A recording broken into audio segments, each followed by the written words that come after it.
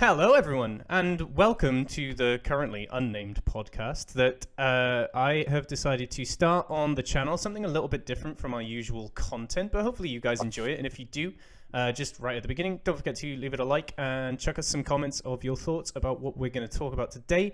We're going to sort of look at the state of ranked in Overwatch 1. Sort of talk about Overwatch 2 a little bit and what we'd like to see change, and also discuss the topic of has Overwatch 1's competitive mode failed in being competitive? Joining me, I've got Elbow Baggins, Jacoby, and Valtistic. So you guys want to say hello? Hello, mate. How's it going? Hi. Hello, everyone. Elbow Baggins. So All right. the idea was that we got some different people from the Discord and from the stream who had like different roles and different ranks and stuff like that. So why don't you all just go through and tell me like where you are on ladder, who you play, and all that stuff for anyone who might not know. All right. Well, I'm the bottom feeder in this group, so I'll go first. I'm like high plat, low diamond on all three roles. But if I had to choose a character close to my heart, it would probably be the support class. So Anna, Lucio mainly, Zen as well. That's me. Yeah. Wonderful. I'll go next, I guess. I think my average is about 3.5, 3.4, something like that. So that's on support mainly where I play most. So yeah, definitely Zen as well. Moira, Mercy, whatever heals, I'm fine with that. Okay, I am the hit scan goat. I'm 39 on DPS, 38 on support, and 35 on tank.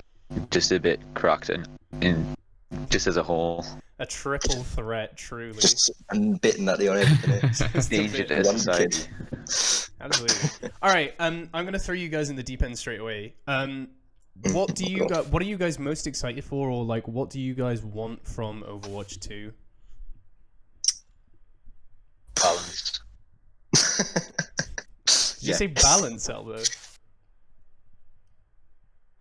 Yeah, he did. State of some characters and some maps, and like some map modes, namely 2CP, they're just awful. You can't physically win if the enemy team has like a Mei Sombra and you have like Sim Torb or something. It's not balanced. So I have a working That's all I have theory to say. about 2CP that it won't make it into Overwatch 2 because they're already introducing push, which is the new Ooh. game mode.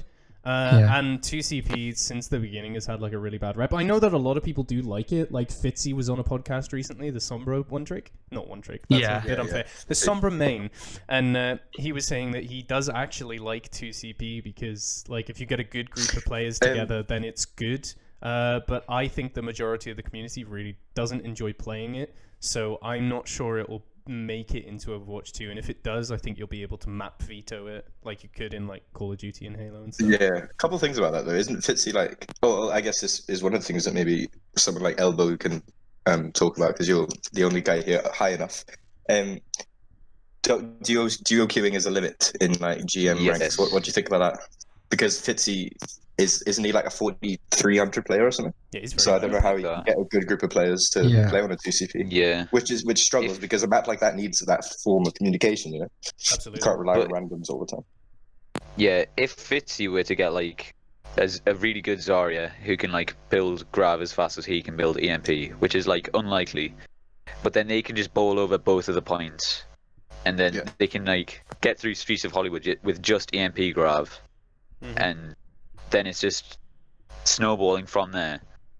Yeah. So the two stack limit isn't like too bad on you, but sometimes it can feel bad when you're I trying guess to play that with speaks friends. to the fact that you only need two people to carry a team of 6 in this game because some characters are just built different. But I would also You know? I would also say to that once you get into like 4,300, I think even until you hit GM, you're going to see a disparity in different people who may be like a really good Masters player or a really bad Masters player. I would wager that once you start getting to like 4.3, you're going to have a good team who knows how to play the map. I mean, I don't know if that's true. I've not been there before myself. Maybe not. But you would assume that by that point, you've had to do some sort of due diligence in learning the game to know how these maps are played, to know that like 2CP is such a unique mode because you don't have the snowball effect necessarily because you stop and you go again, and it's not about, you know, like Elba was saying, like snowballing on streets on a payload map. It's literally 2 clean team fights and then you go again, and it's 2 clean team fights and then you go again. So it's more about setting up the engage and like managing ults and win conditions of fights, and it's a very different style of Overwatch to every other map mode, I think. And that's something that I guess another thing that I would wish for Overwatch 2, right, is being a new game, it's going to want to attract new players, right? People who've never played Overwatch before. And if you join the game with no prior knowledge and you want to play competitively, I think a reset is needed, right? Of SR and MMR, and I'm talking complete reset. Because I know this may sound like your typical plat, oh, I think I'm not plat, I'm higher, whatever, right? But I've played Overwatch since launch, right? Like since June 2016. Yeah. And I know a lot about the game. Maybe I can't translate it mechanically, maybe that's my issue, but I have peaked like, still isn't good, it's not helping my case here, but I was like 33-ish 100, right? So the mechanics can improve, I know I can. Yeah. But with the MMR being increasingly stagnant, I think a reset would be nice because it would give people who truly believe that they belong in at least the tier above where they are right now the chance to reach that tier, right? And for the people like say Elbow, for example, who is just naturally 39 whatever 100, or the streamers who are, you know, 46, 45, whatever, the Owl Pros, they're going to hit that rank again anyways. Yeah. So it's a win-win situation, if you ask me, for the people who believe that they can improve but are held back by, you know, MMR and hidden stats. So and stuff. I will just play devil's advocate on that point a little bit. So yes, the Owl Pros, the Fitzies, and, you know, I can't think of any other flipping play. The Flatses, like you know, stuff. like Harblue. Yeah, they'll hit their rank again, like no problem. But you do run the risk, right? Of, say, Jacob, you're a little higher than you were in Overwatch 1. You're feeling yourself. You go into a 3200 game. Harblue pops up because the MMR's been reset. You've both played the exact same amount of games, and you both won the exact same. You are now queuing into Harblue and, I don't know, Arns. Like, that would be the case for so long, and it could literally be that, like, on your team, you have, like, another Owl talent or something. I'm talking, like, extreme scenarios, right? But you could have, like, Harblue versus someone, you know, 2 extremely adept players in the game. They have to compensate for the fact that, like, I don't know, a bronze or silver player has made it into their game because of the MMR reset. And that would be the case for a long, long time until the meta settled. The ranks settled. You think, though? Because if you remove but isn't that assuming that we would get placed at the same rank? Like, say we... But that's an MMR reset. And no, if I know you win that, the exact same amount of games, I mean, then... Yeah, but isn't it also based off of internal stats? Because my road stats will be different to a hard road stat, and if his is that much drastically higher than me, then he'll be placed in a higher rank off the rip. True. Am So I then thinking you're that? saying that you'd probably... Well, I mean, because you would even be doing, like, placements and stuff before that, right? Like, Yeah. So say I won 5 out of 5 out of 10 placements, right? And so did Harb. But in the other 5 games, I threw, or I just didn't play well. But Harb still carried. You know, he still had the medals and he still had the stats. Yeah. That put him in that top 1%, top 0.5% of road players. Yeah. Wouldn't that automatically place him high masters, and it would place me maybe diamond or plat, whatever? Yeah, true. So I would already, you know. Yeah, but true. but it also gives me the chance then to, if I performed like someone like Harb did, I would then be placed in the deserving rank, in the rank that he would be placed in. True. And So based off of those stats, it would make sense. So I actually I tend to agree with you with, like, performance-based SR gains and losses per win. Like, if you've got I don't know, say you went 45 elims and 10 deaths, right? And you still lose the game, but you've done a ton of work. I don't know, I'm trying to think of a certain character that would be able to do that. I don't know. Like you went off on Zarya, right? Advisors. Yeah, like Soldier popping off, you know, he has an ult every 80 seconds. He's killing it, but he doesn't win. I think he should lose less SR than his teammates who perhaps didn't. And equally, if he's on a His winning matey team, who just like died 80 times. yeah, right. Like there should be, and obviously that does happen up until Diamond, but I don't see why it stops at Diamond. To be honest with you, any thoughts on that one? What stops at Diamond? So you do actually have performance-based SR for a little bit. Oh, right. And it stops at Diamond? Yep. What is that about? They compare you to like other players, but they play all the same character, and then they like look at all the stats, like how many kills, per deaths, and everything. Yeah. So they'll be like, well, you lost the game, like for instance you, Jacob, you lost the game on Genji, but you actually did 65% more damage than all Genjis in your rank. Let's just take off 19 SR instead of 25. Yeah, okay. Yeah, I thought, right. I think that knew should that carry kind on. of thing happened, but I didn't know that stopped at Diamond.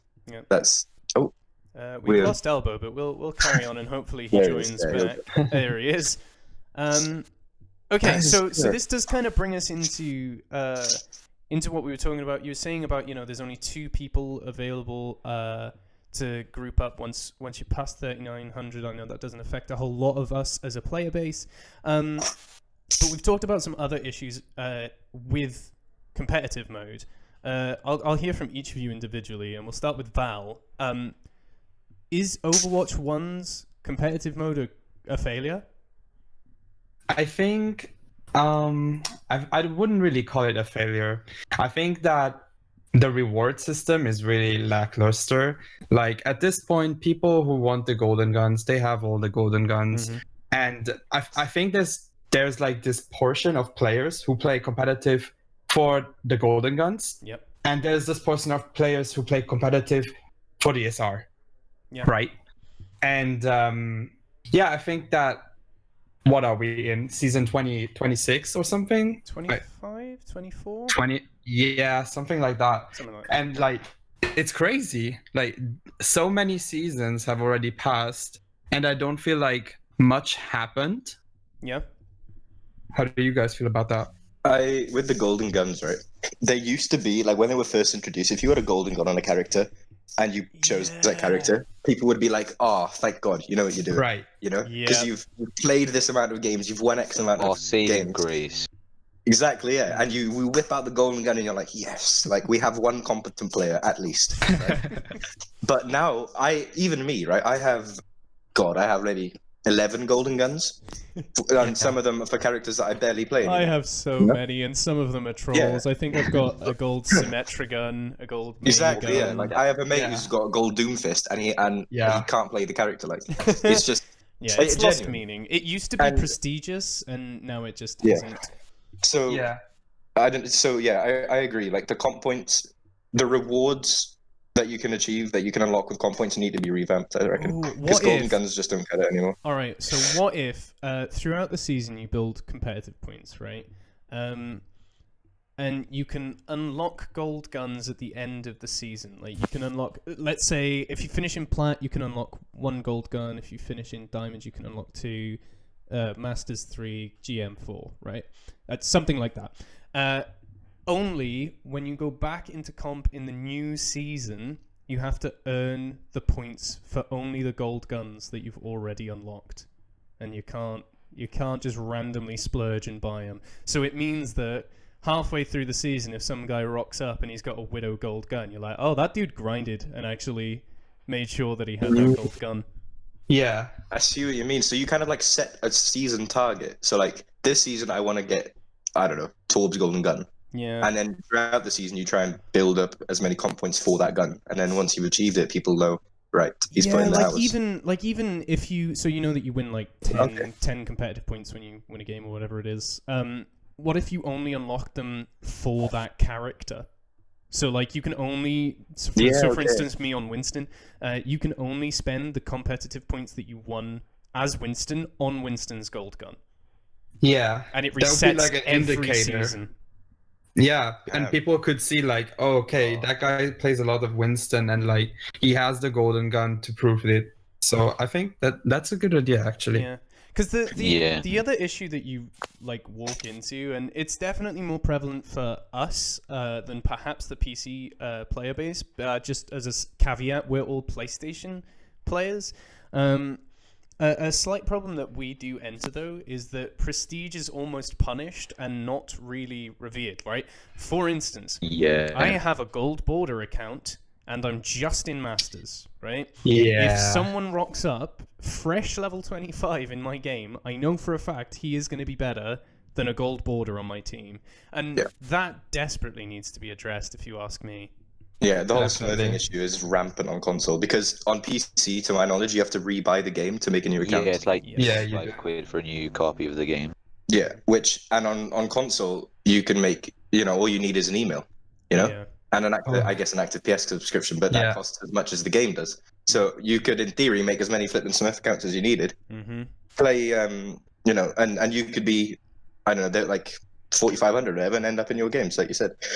Yeah, Yeah. And you tend It's to just trust so those unfair, players the console. more, right? Like you tend Yeah, you to do, because think they know more about the game by default, just because they've Yeah. got an account with less experience, which seems really backwards to me. So- yeah, and it gets to a stage as well. Sorry for interrupting. It just No, no. I wanted to finish the previous thought. Mhm, So sorry. it gets to a stage where you're queuing up, like the screen comes up, right? The thunderous music in the background, whatever, right? And the team rosters is on your screen. And you look at and you don't look at the names, you don't look at the SRs, whatever, the little diamond plat symbols, whatever. You don't look at the average. You look at the players' individual levels, right? Mhm. And you go, right, Yeah. bronze border, silver border, bronze border. Okay, they are 4 Smurfs. Yep. You know what I mean? And you know that Yeah. game is going to be rough, like immediately. Exactly. If you have an idea, I wouldn't. It's not set in stone because Overwatch is, it fluctuates all the time. You could still win that game for sure. Absolutely. But you go into the game with a disadvantaged mindset, Mhm. knowing this is most likely going to be a hard fought win, Mhm. and if not, it's going to be a loss. And that's just, for me, that takes so much of the fun out of it. I Because agree. what is the fun in knowing the outcome of the game before you've even jumped into the first round? Absolutely. Mhm. That to me, it just completely defies the aspect of fun. you know? Yeah, and So- one of the things that like Blizzard is renowned for doing, like they've got even if you are on PlayStation, you should link your PlayStation account to your Blizzard account, and that means that you can get the rewards from like Owl and the things for watching stream drops and stuff like that. If you do that, they encourage you to get a 2-step authenticator for your account, right? Which is where you link it to your phone, they send you a text, and then you log in, which is what I've got for my account. Why then do they not do that for every account that wants to go into competitive? Because So I say think make that it would, a mandatory thing. that I think and you can play the game. You can play quick play. You can do whatever you like, except if you're going into competitive, you need to have an SMS. You need a phone number linked to your account. So that you can only have, unless you want to go out and buy a bunch of burner phones, but that is a lot more effort, and you would be surprised how little Not effort yet, Brie. people would go to smurf in like Diamond or whatever. Yeah. If they put that extra security step in, I think they could fix the issue pretty quickly. Yeah, what I find kind of funny is when you look at like top 500, and one would assume that it's like 500 different players, but it's just 500 accounts. Like for all I know, it could be like one person being in top 500, and he just takes all of the top 500 spots. Yeah, Like in theory, it's actually possible. Yeah, and the thing is as well that I don't even necessarily mind if someone's got an alt account and they're pushing for like, I want to be number 1 and I want to be number 2. I'm like, okay, you're tryharding. You're trying to get your accounts as good as they can be. So you're gonna go through the like ladder system quick enough that it will disrupt 1, maybe 2 games. I think the issue truly lies when you're exploiting the ranked system to stay in a lower rank, so that when you want to, you can turn your game on and you can absolutely stomp people. Yeah. Mm. Yeah, that's where the problem lies, and people always use this lame lame argument when they say, "Yeah, but I have this account for when I play with my friends," and then you just run into them, and they're just like solo queuing all the time. Yeah, just popping off like- on the Widow. yeah. Like, what friends, dude? Yeah, you got a point. I get it though. I do understand. Certainly, if you are a like 4,500 player and you do want to play competitive with your mates, and you've got more than just one. But then that does loop us back to, has Overwatch 1 failed in competitive mode? Like, why shouldn't top 500 players be allowed to group up? Yeah. Because then it's just like, if they go into open queue, it's just which team has either better goats or the better sniper. And then if it's a 6 stack versus a 6 stack, not many top 500 are going to have like a 6 stack.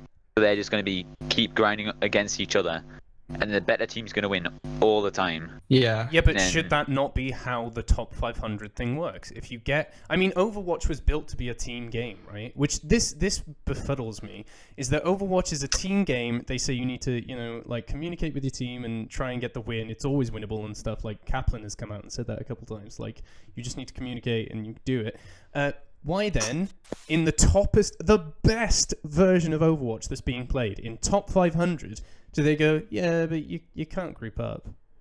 To me, that seems bananas. When that's the point. Overwatch is built as a team game, where every player has their part to play. That then they're like, because I think I was talking about this in stream recently, and someone said, yeah, but what if the San Francisco Shock just decided to queue up together? And I was like, yeah, but they're the best Overwatch players. Of course they'd win everything. And then they'd be top of the leaderboard, where they belong. Right. Mini rant over. Sorry. It's honestly just a good call. Yeah. I really don't. I mean, Jeff, get it on. does make sense. It does. Yeah. I'm not sure, like, people not in OWL organizations would like that, though, because then their ego would be hit, okay, so... Yeah, but first 10 Overwatch spots players is have got effort. massive egos anyway. Yeah, you kind of have to be competitive, right? You have to think you're going to beat the other player. Yeah, the thing is, this is outside of my little diamond bubble, so I don't really know. I mean, I've never been that. in a situation where I've only been allowed to 2 stack, so don't worry about it. Me neither. The same applies to elbow. One day. Yeah.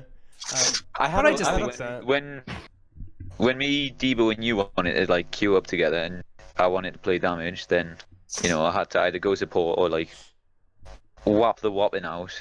Yeah, exactly. And I don't know. I just think that, again, a game that is so ingrained that you need to work as a team, that they are excluding teamwork by only having you 2 stack or whatever. Because also, even in the lower ranks, this does apply. If you 6 stack in a lower rank, if they can't find an equal 6 stack to you, they will put you against solo queuers from a higher elo. So you are horrendously disadvantaged going into a team game with a team. Which is why I kind of wanted to talk about, has Overwatch failed in competitive mode? I don't think they have. I think that was a very harsh title to put out, because it's succeeded in many, many ways. But some of the places for me that I really think that it's fallen short has been encouraging team play and genuinely meaning it as well, and not just sort of saying, work as a team, here's a bunch of strangers, that's just... It's not, you can't guarantee everyone will join voice. And the thing is, also the chance of language barriers, stuff like that. Yeah. The thing is as well, I just had a thought, right? Mm-hmm. I'm not sure how well this experience will translate into Overwatch if we could find something with it. Oh, excuse me. But well, not currently, but I played Apex Legends, right? Quite well. I was top 0.2% worldwide. Nice. And their rank system, their rank system was, it costs SR to enter a game. Yeah. Right? Oh. And I'm not sure how that would work with Overwatch. But so basically, and the higher the rank you are, the more it would cost. So I was playing in Masters, and it would cost me 60 SR or RP as it is in Apex rank points, I think, to enter that game.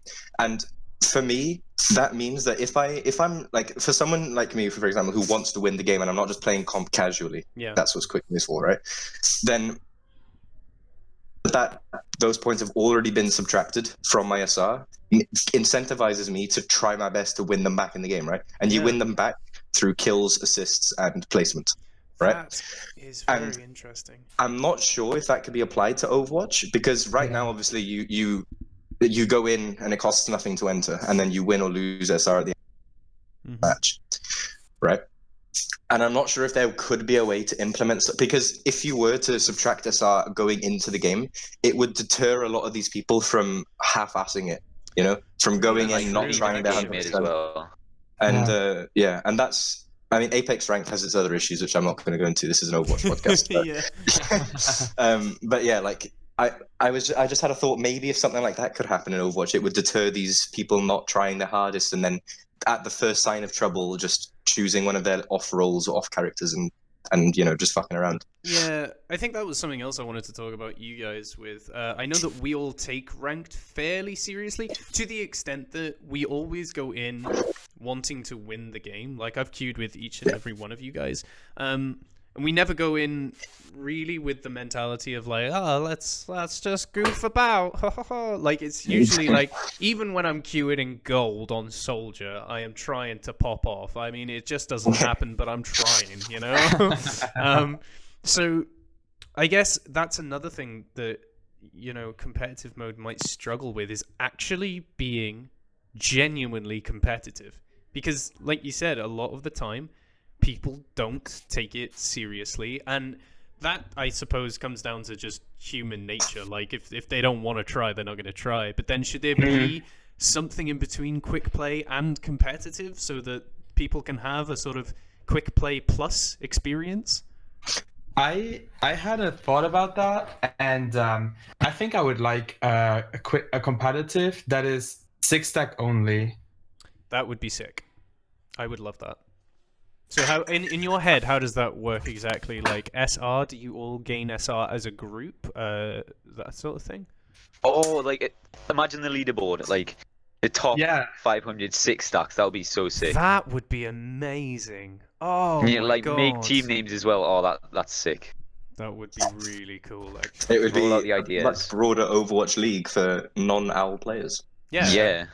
That sounds amazing. I would love that. So yeah, you get in, you've got your group SR. Because I mean, at this point, like, you could take the group SR from your average SR, but say that there's no cap, right? Like, even if a bronze wanted to play with me in Masters, for instance, your average SR would just come down to, like, plat somewhere, right? So you'd have one player that was sort of being carried by the other one. You wouldn't necessarily need SR restrictions to even group up, and then you just have a leaderboard. And I think that's what a lot of slightly more hardcore gamers want, and I hope you can hear the air quotations as I say that. The players who play like Valorant and CS:GO, and they're like, we need tournaments, like weekly tournaments, where on a Friday night you only 6-stack in comp in this special mode that only goes on for the weekend. You get points, and then there's a leaderboard. I think that would be so cool.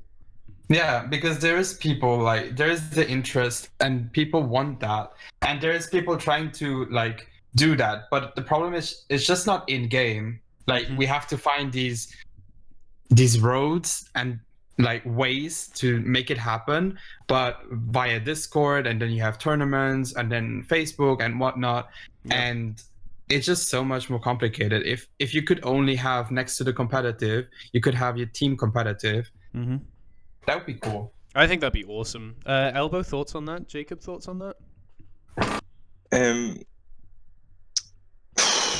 can't really think of any flaws to that, except for like 5 masters and a bronze. They're trying to boost their weight up. Yeah, but, like, if it's completely separate from normal comp, then that's good. Yeah. Because then, even then, like, because I suppose you've got the argument then that it's like, it's just on the weekends, and like we go back to normal comp during the week, or like it's a different mode, you know, like open queue, and it's like, this dude is bronze on DPS and he's masters in open queue. What the hell? And it's like, it doesn't really matter, you know. Yeah. So to make another Apex parallel. So yeah, apologies, but I think it does relate. So when Ranked was released in Apex in Season 2, bronze players could play with like Apex Predators, which is top 500, right? Right. And it's the way that they made it, if I remember, was they would look for a game that the highest skilled player in that lobby was in, right? Ooh, so boy. if you were playing, if an Apex Predator was playing with a bronze, they would be put into an Apex Pred game. Yeah. Right. And that, you know, and that is just, the bronze has to know that they're going to either get their ass handed to them That's what Yeah. you're signing up for. You are Yeah, signing up and- for a tough game. Yeah. Exactly, and maybe this is me assuming like people are too nice or whatever, or they don't like to be carried. But wouldn't that just get really boring for the bronze player if they just constantly queued with these players and every game just ended up dying within the first 5 minutes? Well, I mean, He he Or doesn't. in He doesn't. Overwatch's case, just not just.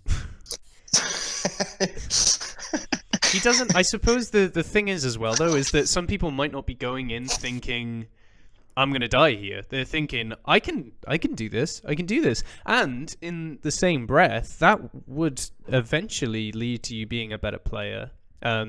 Even just hearing, top 500 comms or being Maybe. like, okay, we're gonna use our ults here. Like that sort of stuff seeps in eventually. That's why, if you're trying to get better at Overwatch, go and watch Overwatch stuff. High level Overwatch players, because even if you're not trying to learn, even if you're not, vigorously taking notes, you absorb that through osmosis. Like you just get the info that you didn't even know that you were learning. So I don't think. Also, on the flip side of that, I don't know how many top 500 players would be going, let's see if we can find a bronze. Exactly. Yeah. So I don't think that there's would be an issue. Really. Honestly, yeah, they're also taking a risk there because then they're playing against other people who don't have a bronze, and then they're at a disadvantage. Yeah, absolutely. True. I think That's why Apex got rid of it as well. That isn't a thing anymore. You can only play within one tier, kind of like Overwatch. Yeah. Because it just didn't work. So then again, Apex tried it and it didn't work. So maybe I'm not sure if Overwatch could, get better results. I'm not sure. Maybe not. All right, so we've been going for a while here, guys. This is actually this has been really good, and we've kind of ragged on Overwatch a little bit here. So we love the game, we really do. That's what I was going to say. We just want to. Can I just ask you? You guys can think about it for a second. But we were talking about the is Overwatch 2 one failed and what you want from Overwatch 2. What has been a really good thing that's either like the developers have done recently or that you've experienced in game recently? Something, even if it's just like, no, as soon as I played Overwatch, I loved the design of X, Y, and Z. Something positive about Overwatch to round this episode out. I'll go first. While you guys think. Okay. But I mean, I've always loved Blizzard products. Anyway, I was a big World of Warcraft nerd.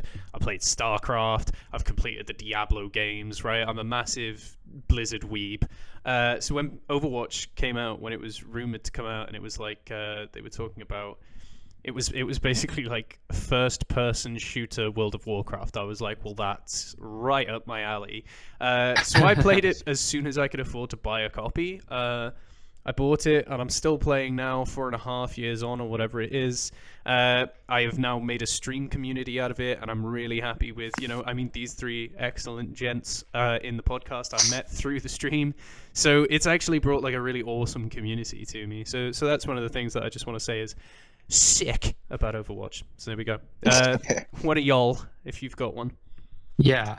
I definitely this year want to say thank you, Overwatch, for the patching and the balancing. Hell yeah. They have never ever tried literally experimenting so much, and I think everyone in the Overwatch community loves when they just do something, even if they do bad experiments. We all learn from it. We hate it maybe for 1 week or two, but they usually come back and revert it. They listen to their community, and it's much better the way it is now. That's a good one, Val. Yeah, the aggressive patching coming through has just been so awesome. Even like you said, to get a look into what the devs are doing, like with 3-2-1, where they just had like one tank and 3 DPS. That was wild for a week. That was fun. So it is good. It's really good. Jacob or Elba, you got one? I don't know, man. I mean, so I've played games since I was like 7 years old, right? And I was the avid TF2 player, Team Fortress 2. Oh yeah. And when I first started Overwatch, I was like, oh, it's a rip-off. It's like the same TF2. Yep. And so I was slagging it off at first. But then I started looking into the character designs, and then I got a PS4 for my birthday, and I was like, all right, let me give this Overwatch thing a shout. Yeah. And like 1,200, 1,300 hours later, here we are. 4 years later. Nice. So it just speaks to the power of the fact, like, the devs, Jeff and the team, they've made a they have made a sick game, right? And I think the lore and the amount of time and dedication that they put in behind the characters is also really endearing, and it tightens. It kind of brings the community closer to the characters, you know what I mean? Yeah. And it makes you empathize more. And so when you're playing the character in game, you really enjoy it in that other dimension because you can maybe not relate to their stories because it's flipping. I don't know anyone who can relate. Fictional, like, yeah. 2,000 years. Yeah, exactly. But it's just a nice. You can really tell that the devs care a lot about the game and that they really want at their heart. Although when they do things like introduce Brig to the game, for example, it might not seem like they want the best for us, but like they really do. And I think that the love and time that they put into the game translates, and it's easily felt when you hop into a game. Awesome. If you stay out of team chat, because it's not the game, it's the people. I swear. Yeah, Definitely. Right, Elbow, close us out. It's not recent and it's not new, it's not flashy, but roll lock was so necessary. I don't understand why they didn't do it from the start. Yep. I mean, it makes sense for like starter people who want to like learn the characters but like that's quick play. Like keep normal quick play as quick play, and then just like roll lock. It's just so clean. Yeah. Except when there's one trick balls. Yeah, I mean, I think that's the devs' mistake in putting their faith in the player base. They were just like, "Come on, they're not all gonna lock Genji. Oh, they all lock Genji. Oh, damn. I guess they really didn't care." Yeah. No. So we spent a lot of time ragging on Overwatch, I realize, and this might be a bit of a bash to the game, but it's really in a really good state right now. I think I've had a ton of fun playing it recently as well on stream. I think that's going to round us out. Any closing thoughts from you guys? Anything? Yeah, I just want to say the fact that we've like not completely destroyed Overwatch. We're like, oh, this is terrible, that's terrible. But the fact that we've like quite harshly criticized some of the aspects of it just speaks to the fact that we really like the game and we want it to succeed. Yeah. Which is why, for example, like content creators on Twitter and that, they're always moping about this and that, and devs fix this. But it's because they've chosen to make it their livelihood, right? Yeah. It's a bit more extreme, I guess, than in our case because Jack, you're streaming, but it's for us it's still like but like for us it's just a game that we play for fun, right? But the fact that we still want to dedicate this time to talking about how to improve the game just speaks volumes about how much we enjoy the game, Yeah, absolutely. So hidden in the criticism is also love and praise for the game. We're angry because we care. Exactly, we're angry because we care. Yeah. All right. Yeah. Well, anything else from either of you, Elbow or Val? I mean, I think of it more of an addiction rather than like I like the game. I spent so much time let's just face it. I can't let it go. The C9 wasn't your fault, Elbow. You have to move on. All right. So I think we're gonna round out there. That sounds like a really good space to stop. If you did like the video, please do go ahead and give us a like on it. That really does help us out. Write a comment in the comment section down below about what you think is really good about Overwatch and what you think might be improved.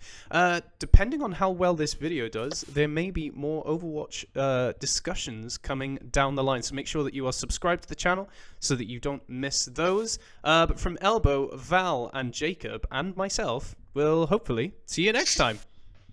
See ya. Bye.